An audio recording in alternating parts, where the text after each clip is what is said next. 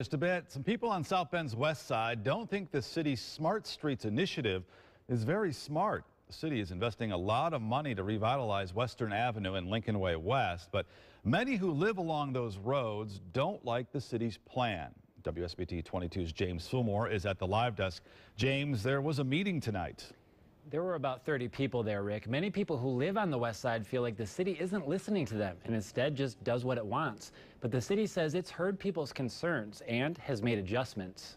The West Side Main Streets Revitalization Plan. It's part of South Bend's Smart Streets initiative, and it continues to ruffle feathers. I'm just nervous about this whole thing. I don't like the idea of it. The plan called for changes to Lincoln Way West. The road was turned into one lane each way with a center turning lane in some spots. Plus, bike lanes and on-street parking were added. Some didn't want these changes, and now that it's done, Viola Sims believes it was a mistake. When you're trying to get back on Lincoln Way, it takes anywhere from 15 to 20 minutes just to get back into traffic. Now, similar work is being done on Western Avenue. People at the meeting say they want the curbs and sidewalks to be fixed, but they don't want the layout of the road to change. Many at the meeting say they want better transparency and communication from the city before it's too late. I'm afraid of what it's going to look like when they're done. All the striping and this bike lane stuff and this on-street parking, it's not necessary. Scott Ford with the city's Department of Community Investment says some people like what's being done on the west side. Plus, when it comes to transparency, Ford says there have been more than 30 public meetings about the city's Smart Streets initiative for people to ask questions and express their concerns. We had a significant public meeting in the Kroc Center in May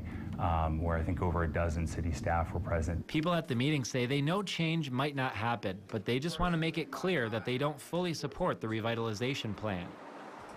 There will be future phases to the city's plan for the west side. Some people feel like their property taxes are being raised so the city can get the land it wants. Others have expressed similar concerns, worried they'll be forced out of their homes.